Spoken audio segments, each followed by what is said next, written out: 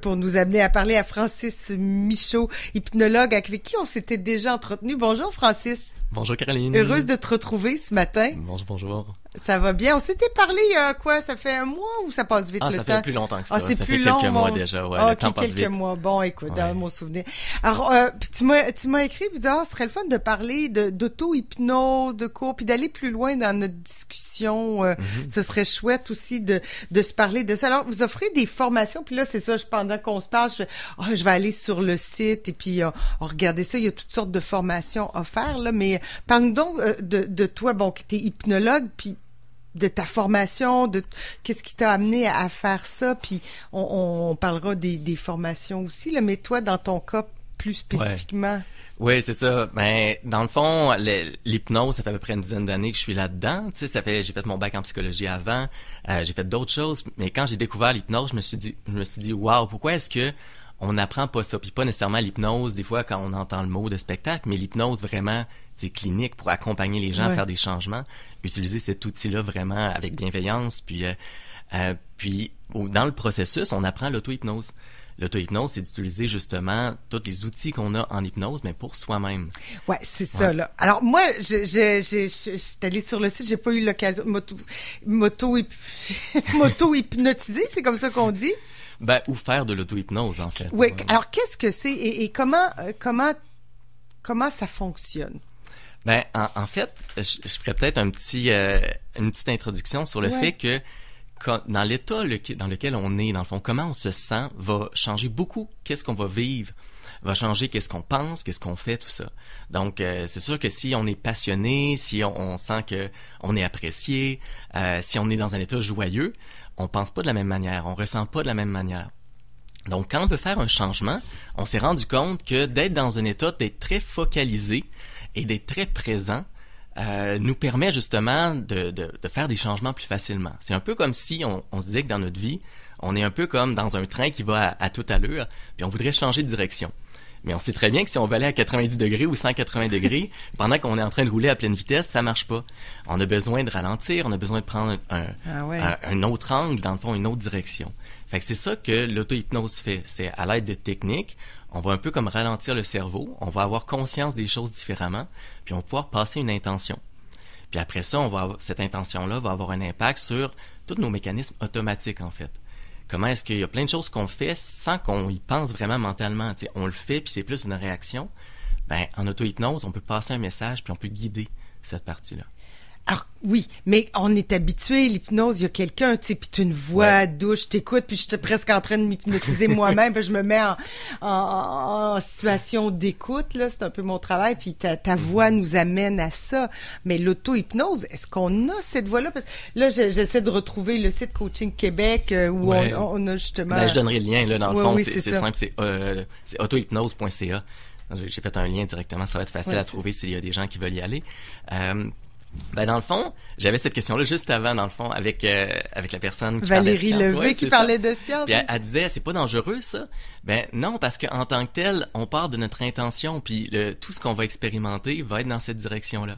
Fait que si on va dans un état d'hypnose avec des techniques justement qui s'apprennent, avec cette intention-là d'améliorer une situation ou que ça évolue, tout simplement que ça aille mieux, ben notre attention va vers là.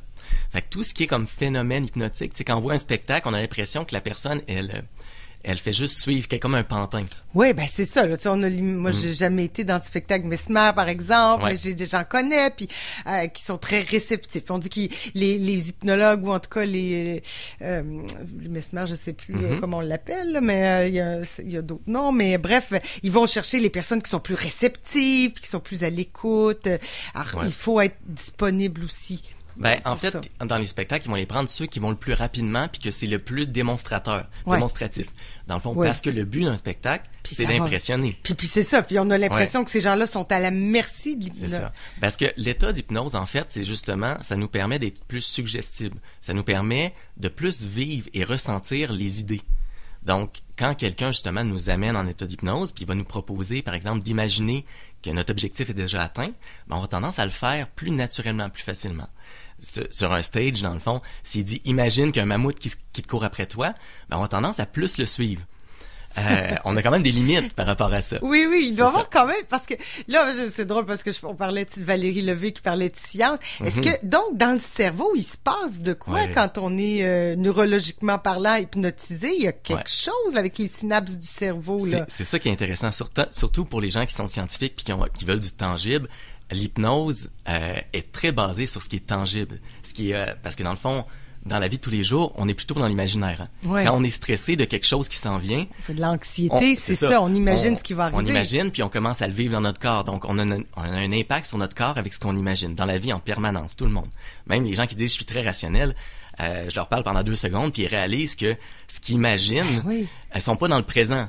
Tu sais, autour de nous, il n'y en a pas de danger souvent, puis tout va bien. C'est ce qu'on imagine ou ce quand on passe au passé. Mais puis c'est des relents, là. On pourrait regarder ça d'un point de vue préhistoire, là. Tu sais, c'était ça qui faisait que c'était un réflexe humain pour se sauver la vie, là. À la limite, il y a quelque chose de positif là-dedans. C'est un réflexe d'autodéfense, mais jusqu'à un certain point. C'est ça, mais au niveau du cerveau, maintenant, avec le EG, avec l'imagerie par résonance magnétique, on est capable de voir quand quelqu'un rentre dans une transe hypnotique, donc quand les perceptions changent, le focus change, à ce moment-là, qu'est-ce qui se passe dans le cerveau?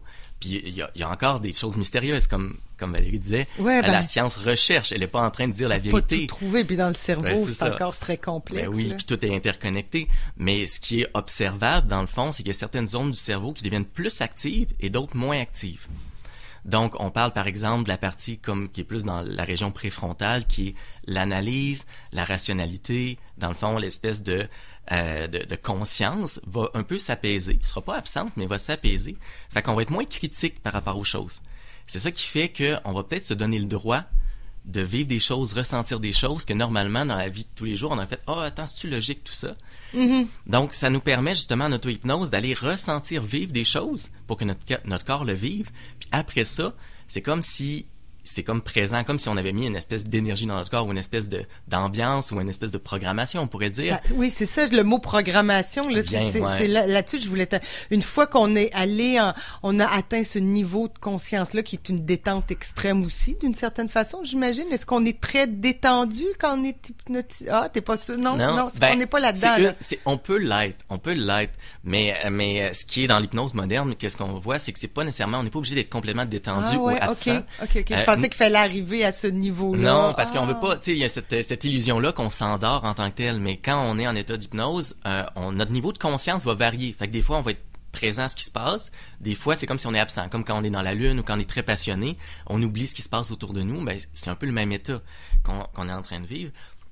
Donc, le but, c'est pas nécessairement d'avoir une détente complète, mais c'est d'amener notre attention à être très focalisée. Tu sais, je donne l'exemple que dans notre vie de tous les jours, c'est comme si on est une ampoule au niveau de nos pensées. On éclaire dans toutes les directions. Les techniques d'hypnose vont permettre que ça soit comme un follow spot, comme si la lumière va plus centrer, puis on pourrait aller presque à être un laser. Fait que on prend toute notre énergie mentale puis notre présence pour aller vers où on veut aller. Est-ce qu'il faut que je sache avant d'être vers où je veux aller, ou il faut que j'identifie où je veux aller avant d'entrer en état d'hypnose? Ça fait partie des étapes. Puis je pourrais parler un petit peu, je sais pas exactement comment on a le temps aujourd'hui. Oui, on a encore... On a encore le temps. Fait que dans les étapes d'auto-hypnose, dans le fond, la première étape, ça va être de définir qu'est-ce qu'on veut. Parce que souvent, on sait ce qu'on veut pas. Mais tu sais, quand on y pense, quand on va au restaurant, est-ce qu'on demande l'absence de ce qu'on veut pas, tu sais? Est-ce qu'on dit, je veux pas du bœuf, je veux pas ça? Tu sais, quand on amène... Oui, OK. C'est ça, on demande quelqu'un qui va à l'épicerie pour nous, puis on dit, je veux pas que t'achètes du pain, je veux pas que t'achètes ça. Oui, mais qu'est-ce que tu veux? Ça va être plus simple comme ça. Fait que souvent, on sait ce qu'on veut pas, tu sais, on veut être moins anxieux, on veut être pas stressé, on veut... c'est dur de savoir ce qu'on... Puis faire des somnies, on veut, tu sais, des choses comme ça. Mais quand on prend un temps, déjà, c'est que ça permet d'amener notre attention là-dessus déjà, puis de commencer le processus pour notre cerveau. Fait que qu'est-ce que je veux? Par exemple, si par rapport à un événement, je me sens stressé, je veux être moins stressé. Si tu veux être moins stressé, qu'est-ce que tu veux? Je veux être plus posé, plus calme, plus confiant. Fait que déjà, on va donner une direction. Et c'est assez ciblé, là, de ce que j'en comprends. Tel jour, tel événement, je veux... Plus on est ciblé, plus ça va être facile pour notre cerveau. Voilà. Parce que si on parle de quelque chose de flou, dans le fond, je vais vous donner un exemple, OK? Ouais, on comprend bien avec les exemples. Dans le fond, si notre exemple, si notre objectif ou ce qu'on veut est flou, par exemple, je veux que ça aille mieux. C'est difficile d'être plus vague que ça. Mais je vais donner un exemple. Je voulais me coucher plus tôt pour être plus reposé. il y a les dernières semaines. Donc, j'ai fait une auto-hypnose là-dessus. Puis, il se disait, je veux me coucher plus tôt. Fait qu'à un moment donné, je me couchais vers 11h, minuit. Puis, je me dis, tu sais, j'étais fatigué le matin. Mais après ça c'était avant. À un moment donné, vers 10h, 10h30, je commence à cogner des clous puis avoir le goût de m'endormir. Puis c'est comme si mon corps me disait, c'est le temps d'être couché. Cool, parfait. Fait que ça a été un temps comme ça. Après ça, tu sais, vers 9h, je commençais à m'endormir. Puis là, dernièrement, hier à 8h, j'avais de la misère à rester éveillé. Mais c'était ça mon but. C'est ça que j'ai demandé. Je veux me coucher plus tôt. Ben, je me couche tout le temps plus tôt. Ouais. Fait que faut stopper ça, là. Ben, faut stopper ça. On fera un peu d'ajustement. Mais c'est pour dire que, est-ce que c'est clair? Ben, se coucher plus tôt, c'est vague encore, tu sais. On peut toujours être moins stressé. Puis peut-être aussi ton corps, hey, c'est le fun de dormir. Il en profite. Je vais faire à 8 heures, je vais gagner 1 heure encore. Mais de dire, mettons, je veux m'endormir vers 10 heures facilement, être reposé quand je me lève le lendemain, c'est déjà plus précis. C'est un peu plus ce qu'on veut. Fait que, tu sais, la première partie, ça va être ça. Après ça, ce qu'on voit justement quand on apprend l'auto-hypnose, c'est que notre cerveau fonctionne avec les sens à la base, sur notre expérience. Fait que, ce qu'on appelle en PNL ou en hypnose le VACOG. Donc, ce qu'on voit, ce qu'on entend, ce qu'on ressent, ce qu'on goûte, c'est nos sens. Mm-hmm. Donc, on va vouloir avoir un objectif qui est pas juste rationnel, mais qui va parler à notre corps. Fait que si, par exemple, c'est je vais être plus posé, ben, on va se poser la question, plus posé comme quoi? Puis là, à ce moment-là, le plus posé, on va peut-être avoir une image d'un arbre qui est solide, on va peut-être avoir une sensation dans notre corps de se déposer. Fait qu'on va commencer à plus parler à notre partie de notre cerveau qui vit les choses, qui les ressent. On va connaître notre cerveau à force de plonger dedans quelque part. C'est ça. Puis un des avantages de l'auto-hypnose, c'est pas juste de changer vers une direction, c'est de mieux se connaître aussi, puis mieux se comprendre. Ah ouais, clairement. Fait qu'on voit, tu sais, comme si déjà on sait ce qu'on veut, on sait à quoi ça ressemble. Ben après ça, on a déjà, peut-être que les gens qui écoutent sentent, OK, qu'est-ce qu'on fait ensuite? Ben là, on va apprendre des techniques d'auto-hypnose pour s'absorber complètement dans l'expérience, puis laisser notre inconscient faire ce qu'il a à faire par rapport à ça. Pratico-pratique, il faut pas d'équipement? Est-ce qu'il faut une pièce, de la musique? Il faut des prérequis? Ben, c'est ça qui est merveilleux. En fait, je pense que c'est pour ça que je suis allé comme hypnologue ou faire du coaching, l'accompagnement, parce que j'ai pas besoin d'aucun outil. On a juste pas le petit pendule. On n'a pas de pendule. On n'est plus là maintenant. On n'est plus là. Ce qu'on a besoin, c'est d'un cerveau, en fait, pour faire de l'auto-hypnose, puis d'avoir une certaine capacité de porter notre attention sur les choses. Mais même les gens qui disent qu'ils ont un TDAH, mais souvent, ils sont capables d'être très attentifs dans certains contextes. Ouais. Fait qu'il y a des gens des fois qui me disent, peux-tu faire de l'auto-hypnose si j'ai ce diagnostic-là?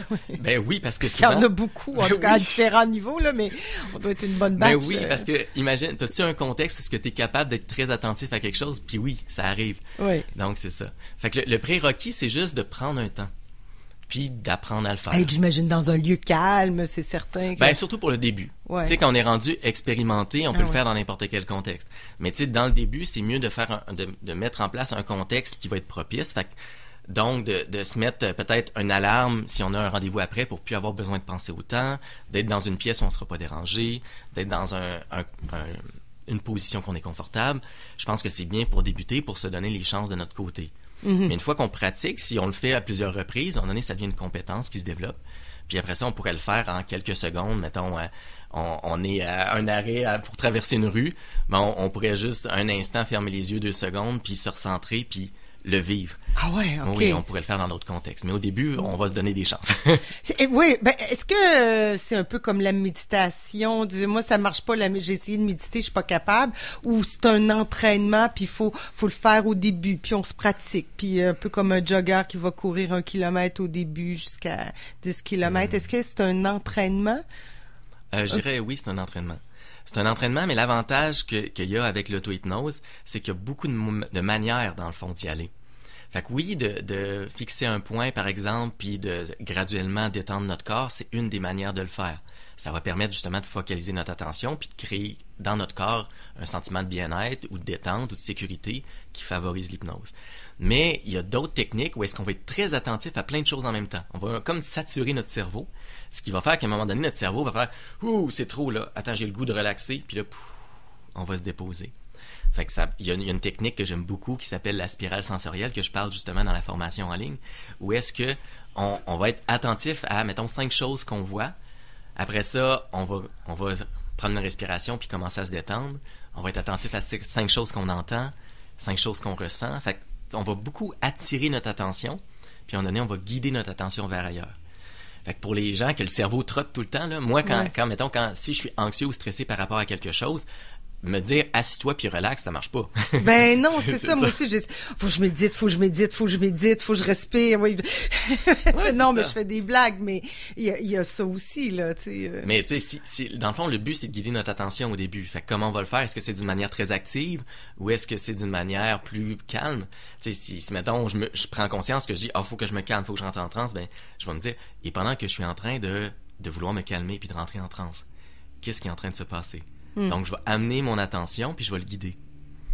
Fait que c'est tout ça, l'hypnose. En fait, le but de l'hypnose, c'est de capter l'attention, puis de la rediriger vers quelque chose, puis de vivre une expérience. C'est ça, en fait, à la base. Et à la question que Valérie posait, il n'y a pas de danger qu'on reste accroché dans nos pensées ou il n'y a pas de danger qu'on reste dans un état second là puis quelqu'un est obligé de nous sortir de là. Je pense que le danger qu'il y a, si danger on peut nommer, mais c'est que l'état d'hypnose souvent est très agréable, il fait beaucoup de bien.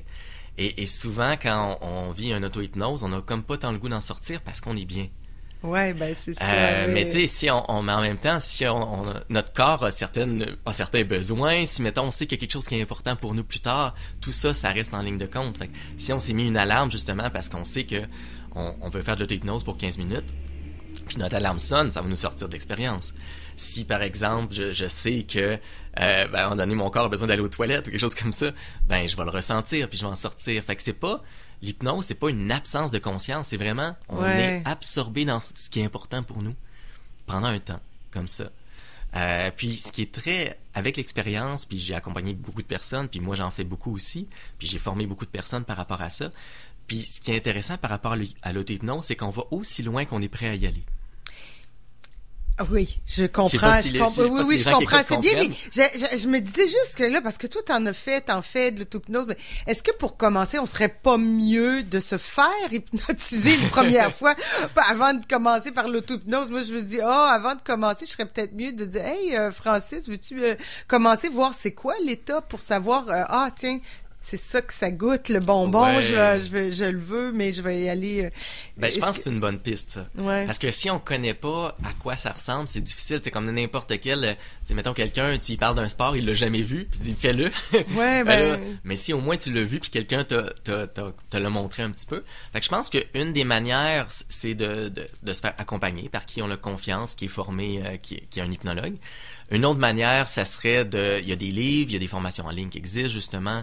Il y a d'autres manières de le faire. Puis on peut expérimenter par nous-mêmes, donc on peut l'apprendre. C'est important d'être dans un contexte où c'est expérientiel, par exemple. Mm-hmm. Je pense que juste lire un livre, c'est comme quelqu'un qui lit un livre sur l'escalade, il va pas nécessairement être capable de faire de l'escalade, tu sais. Ben non, c'est ça. Fait que c'est ça. Fait que c'est pour ça, c'est un peu pour ça que j'ai fait la formation en ligne, parce que je me suis dit, c'est pas tout le monde nécessairement qui a le goût d'être accompagné. Des fois, on a le goût de faire les choses par nous-mêmes. Moi, en tant que tel, je suis comme ça beaucoup. J'aime ça être autonome. Puis j'aime ça quand j'ai une manière de le faire par moi-même. J'aime ça le faire par moi-même. Fait que j'aime beaucoup l'auto-hypnose pour ça. Donc c'est ça, sur autohypnose.ca. On a fait une formation avec Coaching Québec, qui est l'école où j'enseigne, pour justement donner toutes les bases théoriques, mais aussi de la pratique. Puis étant donné que c'est en ligne, c'est des vidéos principalement. Fait que ça permet des fois d'être accompagné dans des expériences. Il y a d'autres choses que je vais expliquer, puis je vais demander, faites-le maintenant, puis on va continuer après. Fait que je pense que on n'a pas nécessairement besoin d'être accompagné par quelqu'un en personne, mais je pense qu'on a besoin de prendre le temps puis de vivre une expérience, puis de pas juste que ce soit dans notre tête. Si on fait juste savoir c'est quoi, puis qu'on n'a pas vécu, ressenti, il manque quelque chose. Il manque quelque chose. Ouais, on laisse. Le péripervé, c'est quoi? Mais est-ce que tu en fais encore de l'hypnose? Est-ce que, outre le coaching et tout ça, est-ce que toi, tu fais encore des consultations d'hypnose? Oui. C'est mon métier à temps plein. C'est ton métier à temps plein, c'est ça que je fais. Fait que toutes les semaines, j'accompagne des gens en hypnose. Fait que c'est pour plein d'objectifs. Il y a la gestion d'émotions, de stress, le sommeil, des habitudes que les gens veulent changer. Fait que c'est à plein niveau, parce qu'en fait, l'hypnose et l'auto-hypnose, ça marche bien. Tiens, on a comme été étudié, observé, puis appris des techniques pour aider les gens à changer. Fait qu'on se dit, c'est quoi la mécanique du changement? Puis l'hypnose, l'avantage, c'est qu'on a un impact sur les choses qu'on fait automatiquement. Tu sais. Mm-hmm. Donc, donc nos processus inconscients puis tout ça, ben, on peut avoir un impact là-dessus. Fait que c'est quand on a un écart entre qu'est-ce qu'on veut puis qu'est-ce qu'on fait ou qu'est-ce qu'on ressent, ben il y a quelque chose qu'on peut faire en hypnose ou en auto-hypnose. Parce que soit ce qu'on veut, peut-être qu'on n'a pas raison de le vouloir, puis on va prendre conscience qu'on a des limites, puis que c'est pas nécessairement si important, ou bien sinon, ce qu'on ressent, puis qu'est-ce qu'on fait, on va pouvoir le guider pour que ça change. Francis, là, t'as dit tout ça, puis on veut essayer l'auto-hypnose. Où on va, qu'est-ce qu'on fait, puis comment ça fonctionne? Ben, le plus simple, dans le fond, c'est d'aller sur auto-hypnose, tout collé, autohypnose.ca. Donc, vous tombez sur la page de présentation de la formation d'auto-hypnose. Il y a un petit vidéo qui l'explique, donc vous allez voir est-ce que ça vous intéresse? Je pense que c'est important d'avoir le goût d'écouter puis que le sujet nous intéresse pour pouvoir mettre le temps, pas juste prendre une formation puis pas le faire, mais vraiment faut s'investir, tout ça. Donc puis là, c'est différents modules. Donc, les premiers modules, ça explique c'est quoi l'hypnose, qu'est-ce que c'est pas. Ça donne tout plein d'exemples. Après ça, ben, on va voir un peu le protocole dans l'auto-hypnose. Il y a différentes techniques, dépendant justement, est-ce qu'on est mieux se calmer, est-ce qu'on est mieux, on est très présent mentalement, puis il y a d'autres techniques qui fonctionnent mieux. J'explique beaucoup aussi plein de fonctions du cerveau que quand on comprend comment notre cerveau fonctionne, ben on le subit moins. Ouais. On n'est pas en lutte contre nous-mêmes. On n'est pas en train de dire je veux changer puis pourquoi je suis comme ça. On va dire je comprends pourquoi je fonctionne comme ça. Maintenant qu'est-ce que je fais avec. Fait que c'est ça le but.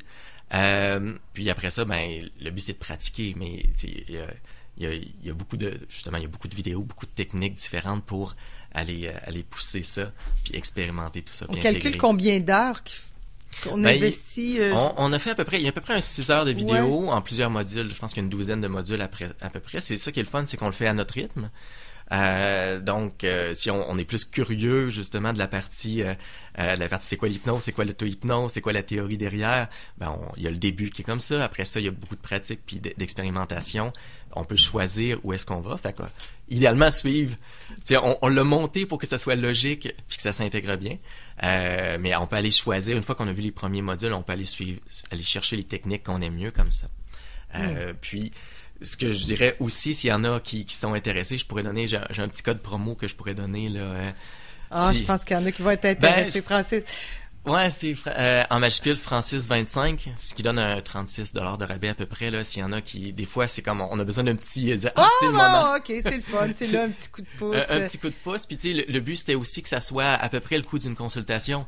Fait qu'on a plus d'informations, on a plus de techniques qu'une rencontre. Mais ça un investissement qui est pas nécessairement plus. Et si jamais on veut se dire pour se convaincre, on va devoir les gens une consultation, puis ça sera après on y va par soi-même. Ça peut être une option aussi. Des fois, je le recommande comme ça, de dire on débloque des choses en hypnose parce que l'avantage d'être accompagné, c'est qu'on a des angles morts qu'on voit pas en fait. Ben, c'est ça. Puis quelqu'un qui est formé puis qui a un regard extérieur va pouvoir nous aider à débloquer des choses. Puis souvent, je dis aux gens, continue en auto-hypnose. Parce que quand le cerveau répète, il intègre. Puis donc, c'est intéressant d'aller justement continuer le travail par rapport à ça. Francine, moi, je continuerai avec toi encore et encore. C'est super intéressant. Il y a encore plein d'angles morts qu'on n'a pas abordés très certainement. Mais là, l'émission est finie. Donc, on se reprendra. Oui, on se reprendra. Ça serait chouette. Francis Michaud, hypnologue, professeur, merci d'avoir été là. C'est un grand bonheur ce matin. Oui, parfait. Puis s'il y a des gens qui veulent, sur mon site hypnologue.ca aussi. OK. Hypnologue.ca. Francis Michaud, on retient ça. Puis je mettrai ça sur la page Facebook. Merci.